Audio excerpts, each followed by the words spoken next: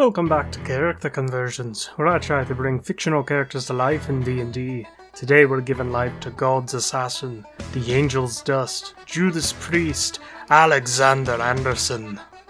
For stats we'll be using the standard array from the Player's Handbook.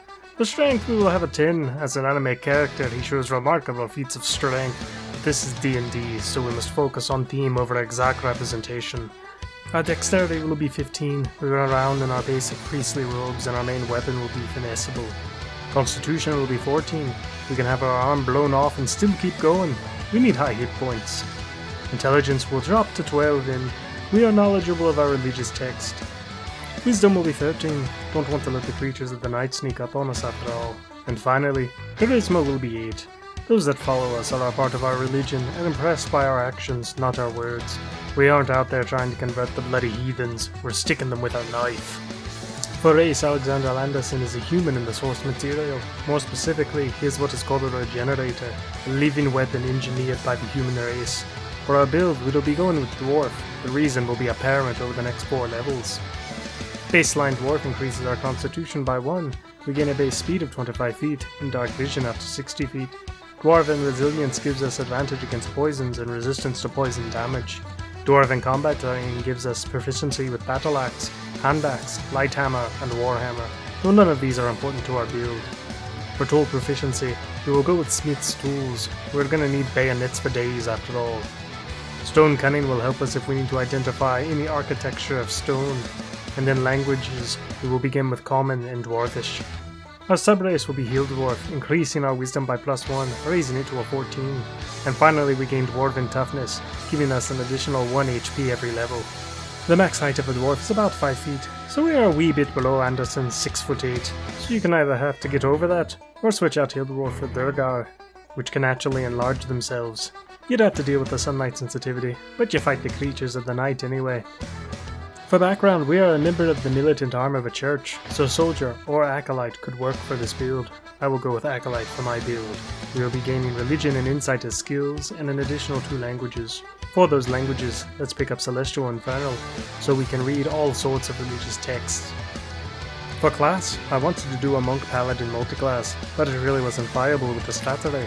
So for now, we will just be taking our first level in Monk, granting us a D8 hit die, proficiency with strength and dexterity saves, and for skills, we will choose acrobatics and perception. At first level, we gain unarmored defense, allowing us to calculate our AC with a dexterity and wisdom modifier so long as we are wearing no armor and carrying no shield. And finally, we gain martial arts, allowing us to use our dexterity in place of our strength for unarmed strikes and monk weapons, such as daggers, which we will flavor as our bayonets. And when we use the attack action to attack with our unarmed strike or bayonet, we can make an unarmed strike as a bonus action. At second level, we gain access to our key, unlocking Flurry of Blows, Patient Defense, which will be very important to us later, and Step of the Wind. Flurry of Blows allows us to spend a key to make 2 unarmed strikes as a bonus action when we have taken the attack action. Patient Defense allows us to bonus action spend 1 key to take the dodge action. Step of Wind allows us to spend a key and take the disengage or dash action as a bonus action on our turn, and our jump distance will be doubled. Finally, we gain unarmored movement, increasing our movement speed by 10 feet when not wearing armor or wielding a shield, so despite our lower starting speed, we'll be quite fast on our feet for a dwarf. At third level, we choose our monastic tradition. We shall go with the way of mercy. The undead we face are beyond our helps, so the most merciful thing we can do is end their own life.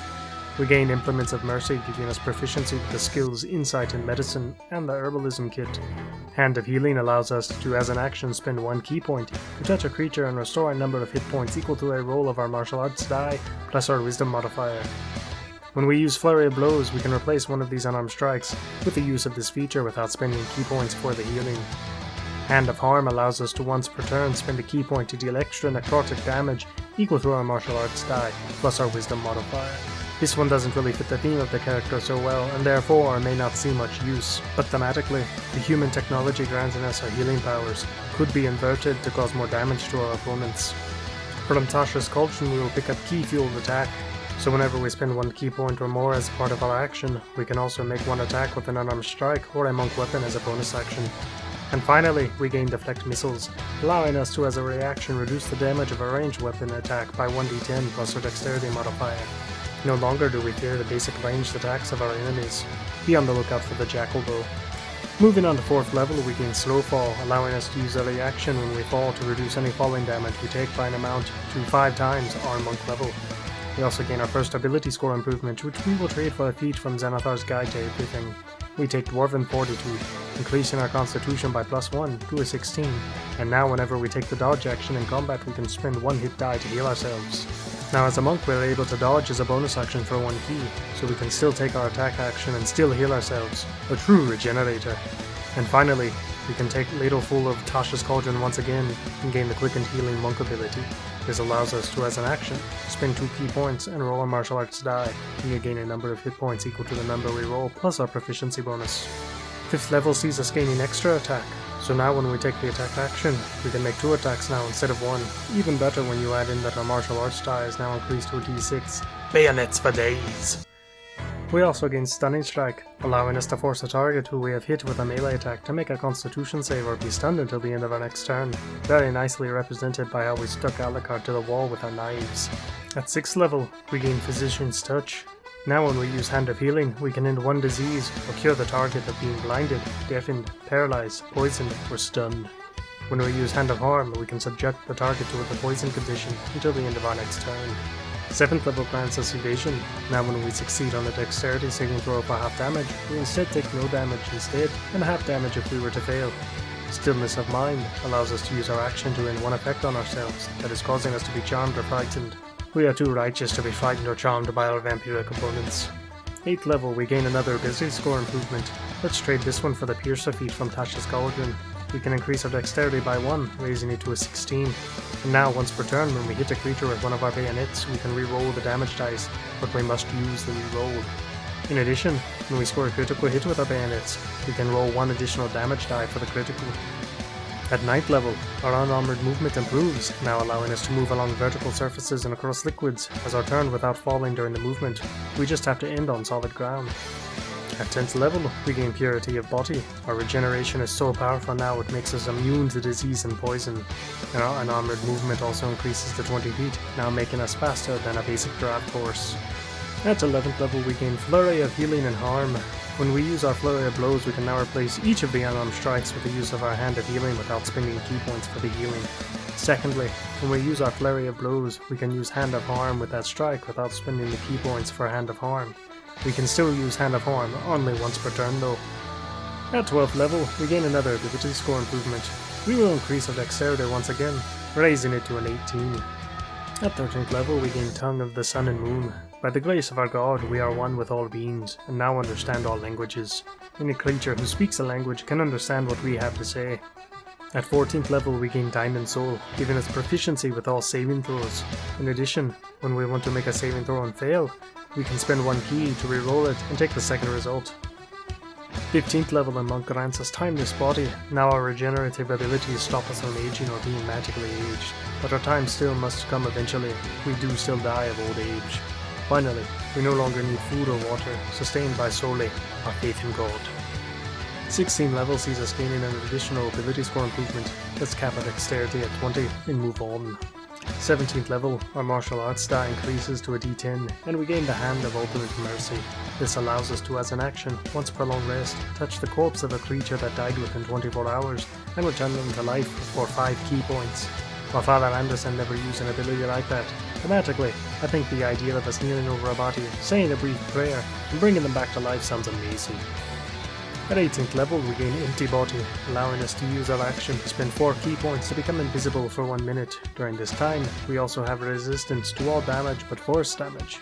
Additionally, we can spend 8 key points to cast Astral Projection, without needing material components, and we can only affect ourselves. Finally, our unarmed movement increases to 30 feet, giving us a speed of 55 feet. At 19th level, we gain a final ability score improvement, which we will put in our Wisdom, increasing it to 16. And finally, at level 20, we gain Perfect Self. Whenever we roll for initiative and have no key points remaining, we regain 4 key points, so we will always have a little key to regenerate if we need it. End result, we have an AC of 18 with 170 HP, and we can average 10 damage with a single hit, and 4 attacks a round can average us 42 damage a round. Now let's do a little bit of math to figure out our regenerative capabilities. We have 20 key points, meaning we can 20 times in one combat take the dodge action, roll a hit die and heal ourselves an average of 7 hit points, an average of an additional 140 hit points over the entire combat if we use all of our hit die. Alternatively, we could use our Hand of Healing on our Flurry of Blows to heal ourselves an average of 8 damage, or an average of 17 hit points if we replace both of our Flurry of Blows with this healing, for a total of 160 to 340 hit points, averages of course. The important detail here is that both of these methods will require our ki to use, but only if we want to attack while we are healing. If we were to just take the dodge action without using Patient Defense, we could use the method of healing without spending our ki. Our healing average could total up to 480 points on that particular adventuring day, and don't forget, it only takes a short rest to regain expended ki. Our main weakness is that only our unarmed strikes are considered magical, so we'll need to at least get our daggers silvered or pick up some magical ones. If we're going to need a lot of daggers, I recommend picking up a brace or a flying daggers to truly have bayonets for days. Thanks for watching, please give the video a thumbs up, subscribe to the channel for more character conversions. Now take this character build out and slay all the filthy heathens alongside your axis of righteousness.